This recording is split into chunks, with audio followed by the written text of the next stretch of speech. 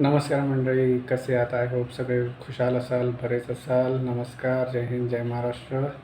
आज बरेच दिवसांनी व्हिडिओ बनवायची संधी भेटली, कारण की घरातली मंडळी गावी गेलेत. तर विचार केला आज लेट नाईट का होईना पण व्हिडिओ शूट करायचा, कारण की आज रिसेंटली मला आजच एक मुद्दा भेटला आहे. माझ्या एका मित्राने मला सांगितलं की असा असा प्रॉब्लेम झाला आहे का माझ्या मित्राच्या आयुष्यामध्ये. तर त्याची मिसेस सध्या त्याच्यासोबत म्हणजे त्याची मिसेस तिच्या आईकडे आणि त्याच्याकडे येऊन जाऊन राहते, कंटिन्यू संगती राहत नाही आहे त्याच्या घरात. तर मुद्दा आजचा हाच आहे की लग्नानंतर, म्हणजे पहिले लव्ह मॅरेज असू दे या अरेंज मॅरेज असू दे, लग्नानंतर अपकमिंग येणाऱ्या एका वर्षात काही लोकांना काही प्रॉब्लेम फेस करावे लागतात आणि ते एकदम कॉमन आहेत, त्याच्यामध्ये काही कॉम्प्लिकेशन्स नाही आहेत. हे सगळ्यांना फेस करावे लागतात, न्यू कपल म्हणजे जे न्यू मॅरिड कपल आहेत त्यांना. तर त्या विषयावरच आज मी डिस्कस करणार आहे. म्हणजे तुम्हाला माझं मत किंवा माझे एक्सपिरियन्स सांगणार आहेत. मी सुद्धा एक मॅरिड पर्सनच आहे. मी सुद्धा ते फेस केले आहे आणि माझ्या मते या आपल्या देशातल्या किंवा जगातल्या प्रत्येक मॅरिड म्हणजे रिसेंटली मॅरिड झालेल्या माणसाने हे प्रत्येकाने फेस केलं आहे. कॉमन इश्यू आहेत हे, काही मोठं त्याच्यामध्ये म्हणजे काही जगावेगळा विषय नाही किंवा मोठा त्यात काही इश्यूही नाही आहे. आपण जर कम्युनिकेशन चांगलं क्लिअर ठेवलं किंवा एकमेकांशी संवाद चांगला म्हणजे एकदम क्लिअर अँड ट्रान्सपरंट ठेवला तर ते मुद्दे क्लिअर होण्यासारखे आहेत किंवा ते जे गुंते आहेत ते सुटण्यासारखे आहेत. तर आज मी त्याच विषयावर बोलणार आहे. तर आज व्हिडिओला सुरुवात करतो त्याच विषयापासून. मुद्दा आहे की लग्नानंतरच्या मुलाच्या म्हणजे नवऱ्याच्या आणि बायकोच्या एक्सपेक्टेशन्स. पहिला मुद्दा तर बेसिकली लव्ह मॅरेज असो या अरेंज मॅरेज असू दे, प्रत्येक मुलीचं एक ड्रीम असतं की लग्नानंतर माझं आयुष्य असं असावं. तर आज जे मला ऐकायला भेटलं आहे माझ्या मित्राकडून, तर त्या विषयावर मी बोलतो आहे. तर त्याने असं सांगितलं की मुलगा एका स्टेबल जॉबला नव्हता, म्हणजे जॉबला आहे पण स्टेबल जॉबला नाही. स्टेबल इन द सेन्स त्याचा एक व्यवस्थित नीट असा पेरोलवाला किंवा परमनंट असा प्रायव्हेट सेक्टरचा जॉब नाही. जे काम तो करतो आहे सध्या ते इव्हेंट बेस आहे. म्हणजे समजा एखादा कार्यक्रम असेल किंवा एखादी वस्तू जर घडणार असेल तर त्याच्या रिलेटेड किंवा त्याच्या बेसवर तो जॉब आहे. तर अशा सिच्युएशनमध्ये तो मुलगा काम तर करण्याची त्याची इच्छा आहे, पण सध्या त्याच्याकडे जे टॅलेंट आहे ज्या कामाचं, ते काम मार्केटमध्ये कंटिन्यू नसतं. तर अशा परिस्थितीत मुलीने त्याला कसा सपोर्ट केला पाहिजे किंवा त्याला कसं सांभाळून घेतलं पाहिजे, हा पहिला मुद्दा आहे. म्हणून मी हा सांगतो आहे.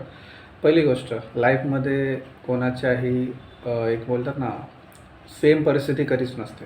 अप्स अँड डाऊन होत असतात, वर खाली लाईफ ही होतच असते. लाईफ ही आणि स्टेबल जरी राहिली तरी माणसाला काही शिकता येत नाही, तेच मग बोरिंग आयुष्य होऊन जातं. तर समोरच्या व्यक्तीची मिसेस नाराज होती का? तर बिकॉज त्याचा स्टेबल जॉब नाही. तिला लग्नानंतर घर घ्यायचं होतं स्वतःचं. म्हणजे पहिली गोष्ट तर इथे चुकीचा मुद्दा हा तिने डोक्यात घातला की घर स्वतःचं घे, ही चांगली गोष्ट आहे, पण त्या फॅमिलीच्या व्यक्तीला तू आज प्लॅन करते की आपण नवऱ्याला घेऊन वेगळं राहायचं, बरोबर आहे. हा झाला तिच्या बाजूने की बाबा मला एक सेपरेट आयुष्य पाहिजे आणि एक व्यवस्थित पाहिजे. आता सध्या परिस्थिती अशी झाली आहे की मुलाकडे प्रॉपर जॉब नाही, म्हणजे प्रॉपर जॉब आहे पण तो स्टेबल इन्कमवाला नाही आहे. आता सध्या त्याच्याकडे काही काम नाही आहे, तर मुलगा आहे जॉबलेस सध्या, असं म्हणायला काही हरकत नाही. तर मुलीने मग काय केलं की नाही, मला जमणार नाही तुझ्या घरच्यांसोबत राहायला, घरी कामं करायला लागतात. मला एक सांगा, जर तुमच्या म्हणजे आपल्या म्हणजे ऑल ओव्हर सगळ्या मुलींनाच बोलतो आहे, जर तुमच्या आईबाबांनी काम नसतं केलं तर तुम्ही हे जग बघितलं असतं का? मग तुम्ही असं का विचार करता की यार लग्न केलं आहे, सासू काम लावते, घरात खूप कामं असतात, मी जॉबला जाते तर मग मी काम नाही करणार. बघा, आईवडिलांनी तुम्हाला काबड कष्ट करून मोठं केलं आहे, मग त्यांनी काम नसतं जर केलं, नुसती घरातलीच कामं केली असती तर तुम्हाला जेवायला अन्न भेटलं असतं का? हा कधी का तुम्ही विचार नाही करत? नवऱ्याच्या घरी जा, एक्सपेक्टेशन असणं हा प्रत्येकाचा अधिकार आहे. प्रत्येकाला वाटतं की आयुष्यात काहीतरी एक सरप्रायझिंगली आपल्याला भेटावं, काही चुकीचं नाही आहे त्यात. पण कधीकधी वेळ बोलतात ना, साथ देत नाही त्या गोष्टीला. तर मुलीने ह्या गोष्टी जरा समजून घ्याव्या की बाबा ठीक आहे, चला आपण त्याला साथ देऊया ती गोष्ट साध्य करण्यासाठी, ती गोष्ट मिळवण्यासाठी. हे नाही की बाबा चला नाही मला जमत नाही आहे, तू मला प्रॉमिस केलं होतं की आपण असं करू तसं करू आणि ते आता तू करत नाही आहेस, तर मला काही जमणार नाही, मी काही ते घरातली कामं करणार नाही, मी माझ्या आईकडे चालले. मुळात हे वागणं बदला प्लीज. सर्व मुलींना रिक्वेस्ट आहे, कारण की हे वागणं बिलकुल चुकीचं आहे. ह्याच्याने तुमच्या नवऱ्याच्या, तुमचा म्हणजे समजा एखाद्याने लव्ह मॅरेज केलं असेल, तुमचा जो म्हणजे प्रियकर आहे त्याची ना मानसिकता पूर्ण म्हणजे बोलतात ना, ती ढासळून जाईल, तो खचून जाईल. का माहिती आहे? कारण तुम्ही त्याला आज त्याची वाईट वेळ आहे तेव्हा सपोर्ट करत नाही किंवा त्याच्यासोबत उभे राहत नाही. बघा, लग्नाच्या पहिल्या 1-2 वर्षात असं जगातलं ना, मी म्हणत नाही कितीही पैसा असू दे, पैशाने सुख विकत घेता येत नाही. प्रत्येकाला अडचणी येतात. कारण की कसं असतं माहिती आहे का, एकत्र राहणं आणि वेगळं राहणं ह्याच्यातला फरक हाच आहे. म्हणजे तुम्ही जेव्हा आईवडिलांच्या घरी होता, त्यांच्यासोबत जी डील करत होता किंवा त्यांच्यासोबत जसं वागत होता, तसं नवऱ्यासोबत वागता येईलच हे शक्य नाही आहे. किंवा मी असंही म्हणत नाही की शक्यता नाही आहे, कारण की प्रॉब्लेम असा आहे की हा विषय अंडरस्टँडिंगचा आहे. जर तुम्ही त्याच्या वाईट वेळेत त्याला साथ द्याल किंवा त्याला त्या म्हणजे वाईट वेळेतनं बाहेर काढाल, तर तो पुढच्या वेळेस आहे ना तुमचा गांभीर्याने विचार करेल की नाही, या लाईफ पार्टनरने मला आहे ना नुसतं लाईफ पार्टनर म्हणून एक साथ नाही दिलं आहे, तर माझ्या वाईट वेळेतनं सुद्धा मला वेळोवेळी वर आणलं आहे, मला हात धरून बाहेर खेचलं आहे. तर माझी सगळ्या मुलींना हीच विनंती आहे की बाबा, लग्न जेव्हा होतं ना, तेव्हा प्रत्येक एक नवऱ्याला किंवा एका पुरुषाला, म्हणजे मी एक माझं एक्सपिरियन्स सांगतो की खूप सारे टेन्शन्स असतात. कारण की त्याच्या आयुष्यात एक म्हणजे आता लव्ह मॅरेजमध्ये अनोळखी म्हणता येणार नाही, पण अरेंज मॅरेजमध्ये एक अनोळखीच व्यक्ती बोलावी लागेल, ती त्याच्यासोबत आयुष्य घालवायला त्याच्यासोबत जॉईन होते. मग त्याला त्याचंही बर्डन असतं, प्लस घरातला जो माहोल आहे त्याला बॅलन्स करून चालावं लागतं. तर तुम्ही त्याची बाजू कधीतरी समजायचा प्रयत्न करा की तो फक्त तुमचा नवरा नाही, तो त्याच्या आईवडिलांचा मुलगा पण आहे. अजून कोणी घरात काका काही असेल तर त्यांचा पुतण्या पण आहे. म्हणजे जे काही असतील घरात तो सगळ्यांचा आहे. फक्त लग्न केलं आहे तुमच्याशी, तुम्हाला 7 फेरे घालून म्हणजे शपथ दिले आहेत, काही वचनं दिली आहेत म्हणून तो तुमचाच नाही झाला, तो सगळ्यांचा आहे. तर प्रत्येक वेळेस ना हाही डोक्यात विचार ठेवा की माझा नवरा हा फक्त माझा नाही आहे, तो या कुटुंबाचा आहे आणि तो जे काही करेल तो माझ्यासोबत या कुटुंबासाठी पण करणार आहे, त्या कुटुंबासाठी पण त्याची रिस्पॉन्सिबिलिटी आहे आणि माझ्यासाठी पण आहे. मग तो जर पार्शलिटी करायला लागला की तुमच्या रिस्पॉन्सिबिलिटीजनं जर प्रायोरिटी द्यायला लागला, तर कुटुंब त्याच्यावर नाराज होईल. जर कुटुंबाच्या रिस्पॉन्सिबिलिटीजना प्रायोरिटी द्यायला लागला तर तुम्ही नाराज व्हा. मग ह्याच्यामध्ये तुमचा मेन लीड रोल काय आहे की ठीक आहे, मी आहे तुझ्यासोबत, येईल वेळ आपली पण चांगली, सध्या तू प्रॉब्लेममध्ये आहेस तर मी तुला साथ देते, पण त्याला हेही सांगा की जेव्हा मी अडचणीत असेल तर मला एकटं सोडू नकोस. कारण की मी असंही नोटीस केलं आहे, कारण की आज बऱ्याच लोकांमध्ये माझं कसं आहे की मी नुसता कोणासोबत फिरत नसतो, मी पूर्ण नोटीस करत असतो, पूर्ण त्याच्यावर रिसर्च करत, म्हणजे डोक्यात चालू असतं की ही व्यक्ती अशी का वागते, या व्यक्तीसोबत काय घडले म्हणून हा असा रिॲक्ट करतो. तर मीही हेही नोटीस केलं आहे की एकदा बायको आली ना की काही लोक एकदम म्हणजे बाकी फॅमिलीला वाऱ्यावर सोडून देतात, बायकोच माझं सर्व काही. बघा, मी ओपनली बोलतो, शरीर सुखाने सर्व सुख भेटत नाही. सर्व सुखांचा बॅलन्स करण्यासाठी सर्व सुखांना बॅलन्स करूनही चालावं लागतं. विषय कदाचित कोणाला काही कळणार नाही, आता परत बोलतो, शरीर सुखच हे सर्व सुख नसतं. सर्व सुखांना बॅलन्स करण्यासाठी सर्व सुखं बॅलन्स करून चालावी लागतात किंवा दुःख असेल तेही बॅलन्स करून चालावं लागतं. सो प्लीज, मला सांगायचं एकच आहे, मी मुलींसाठी हा व्हिडिओ खास बनवला आहे, कारण की मी आज जो विषय ऐकला त्यातनं मला ऐकायला आलं की मुलीचाच फॉल्ट आहे.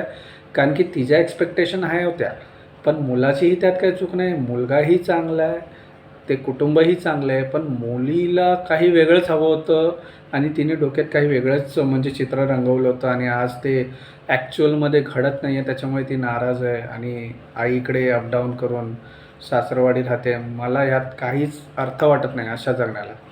त्यापेक्षा भाई वेगळं व्हा. पण मी वेगळं होण्याचाही कोणाला सल्ला देऊ शकत नाही, कारण की घर कोणाचं तोडण्यात मला काहीच वाटत नाही, म्हणजे त्याच्यामधनं काही मिळत नाही आहे. पण घर जोडण्यात तर मला हेच म्हणायचं आहे की प्रत्येक मुलीने ना कधीही मुलाच्या साईडनेही विचार करावा.